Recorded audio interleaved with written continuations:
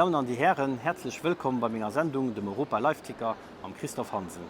Klimaurgence als etwas, was an aller Mund am Moment ist.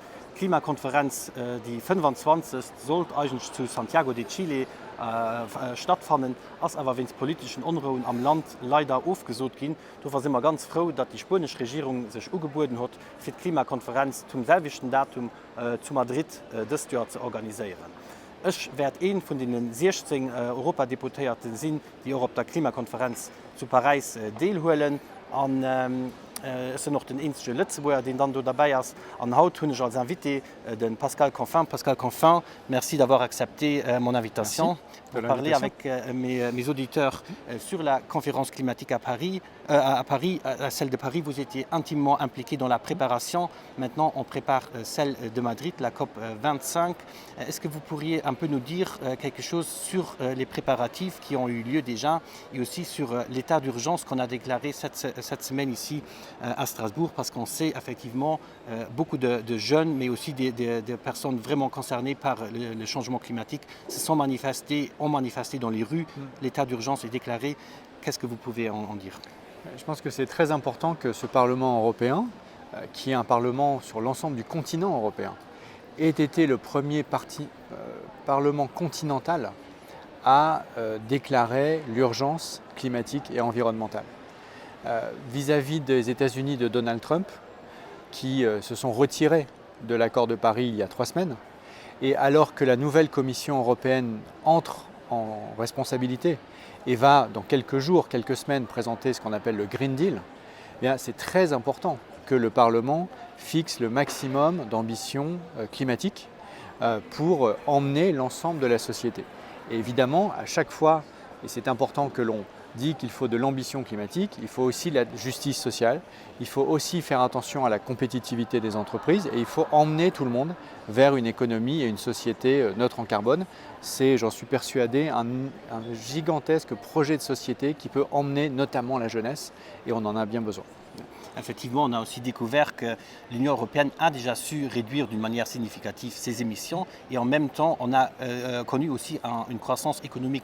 Donc l'un n'exclut pas forcément l'autre. Je pense que ce serait de toute façon un échec.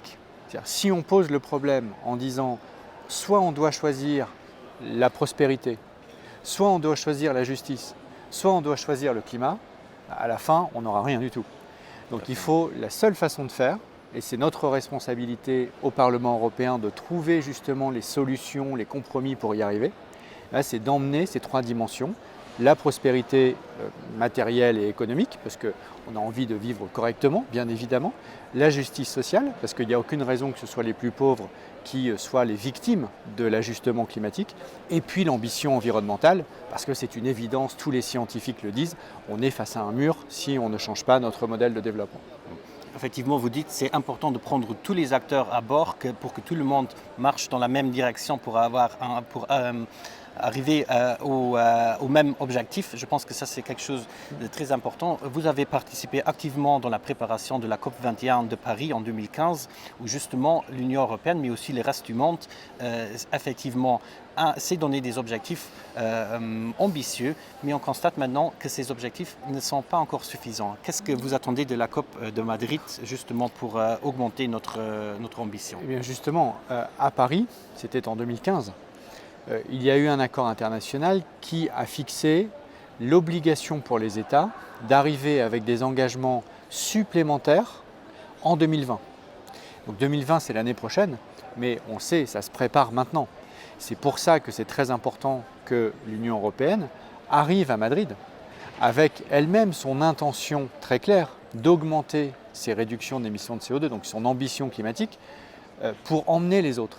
Évidemment, l'Europe, c'est 9% des émissions de gaz à effet de serre aujourd'hui. Donc si on agit tout seul, ça ne permettra pas de régler le problème. Mais ce qui est certain, c'est que le monde nous regarde. Parce que les Chinois, les Indiens, les Argentins, les Australiens, etc., ils ne bougeront pas si nous, on ne bouge pas. Donc il faut qu'on bouge et ensuite charge à nous d'emmener les autres. Et d'emmener les autres, ça veut dire, pour les pays les plus pauvres, avoir les fameux 100 milliards de Copenhague. Et pour les autres, ça veut dire, y compris raisonner en termes de puissance géopolitique. L'avantage de l'Europe quand on est unis, c'est qu'on est le premier marché du monde. Le marché unique européen, c'est le premier marché du monde. On est la première puissance commerciale au monde. On est le continent qui a le plus de brevets verts et de technologies propres au monde. Donc, on a les moyens de réussir, on a les solutions, on a les ingénieurs. Et une fois qu'on développe ces technologies pour nous, ça veut dire qu'elles sont aussi disponibles sur le marché pour emmener les autres pays. Vous avez parlé de la globalisation de nos partenaires et aussi ça implique évidemment le commerce qu'on a aussi avec les pays tiers. Le commerce, ça se passe par voie maritime, mais ça se passe aussi par voie aérienne. On constate qu'en Europe, on n'a pas encore d'accise sur le kérosène. Est-ce que ça, c'est pas quelque chose qu'on devrait prendre plus en compte et effectivement aussi déjà faire plus nos devoirs ici à domicile et ensuite effectivement avec nos liens directs avec les futurs accords commerciaux qu'on fait, est-ce qu'on ne devrait pas demander des équivalences comme par exemple on a un système d'échange de quotas ici en Europe où on contraint nos industries à réduire d'une manière ou d'une autre ou de payer pour leurs émissions. Est-ce qu'on ne devrait pas inclure ça dans tous les futurs accords commerciaux qu'on fait? Tout à fait. Il y a deux choses qui doivent être annoncées par la Commission, Commission européenne, dans quelques jours dans le cadre de ce qu'on appelle le Green Deal et qui sont soutenues par une très très grande majorité du Parlement européen.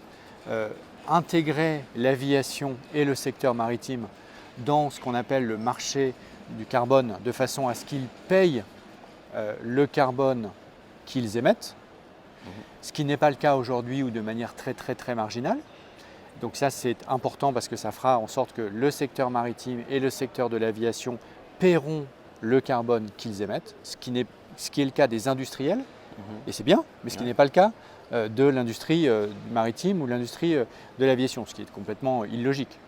Donc ça c'est une première mesure qui doit figurer dans le plan de travail de la Commission. Puis une deuxième mesure que vous évoquez, c'est de protéger notre industrie contre ce qu'on pourrait appeler un dumping environnemental, c'est-à-dire que nous, on se met des objectifs climatiques plus importants, et c'est nécessaire et c'est utile, mais si une entreprise doit, en Europe, payer le carbone, mais l'acier, par exemple, qui est importé de Chine ou d'Inde, lui, ne doit pas payer ce même prix du carbone, mais forcément, chacun comprend qu'il y a un désavantage. Ouais. Et donc, c'est pour ça qu'on est très favorable à ce qu'il y ait un mécanisme d'ajustement aux frontières sur le carbone.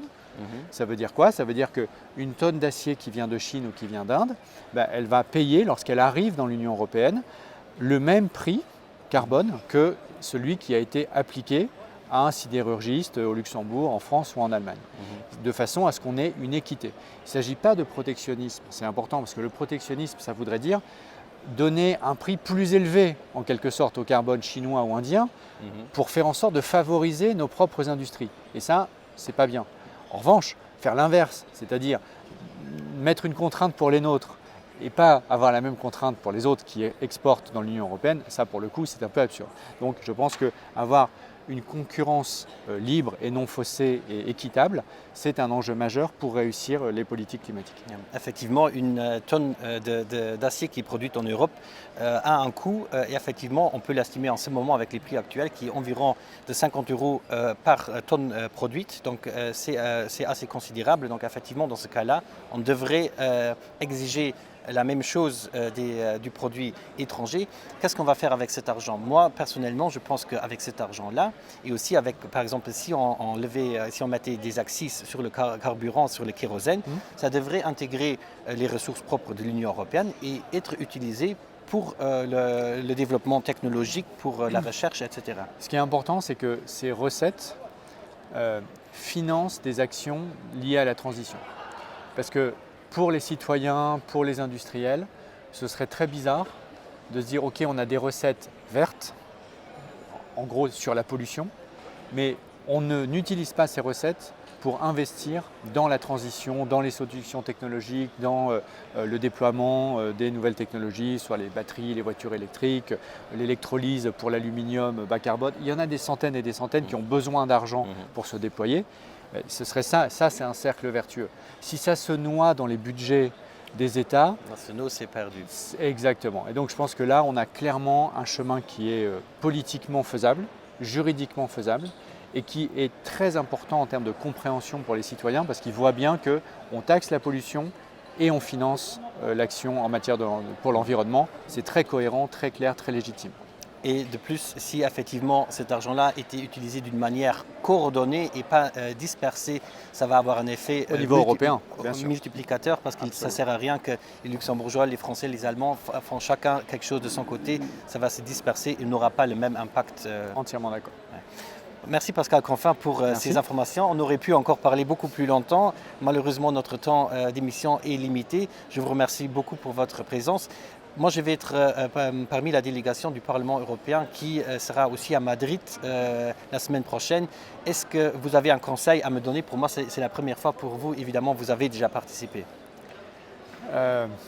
Parlez de l'Europe, parlez de ce qu'on fait, faites-le connaître, parce qu'on croit que quand on fait quelque chose, c'est connu. Évidemment, c'est plus compliqué que ça. Et donc, vendez l'Europe. C'est important qu'on soit fiers d'être européens dans la COP25 à Madrid. Merci beaucoup. En ich vielmals merci fir no lausren. Ech werd den doten Rotschlo mat op de Wee hole, wie der wëst sinnne ganz iwwer 10 Europäer an se froh, wenn der auch nächste Woche Aschalt bei ménger Sendung dem Europa Live-Ticker am Christoph Hansen hoffentlich bis geschwind an erscheinen Dach.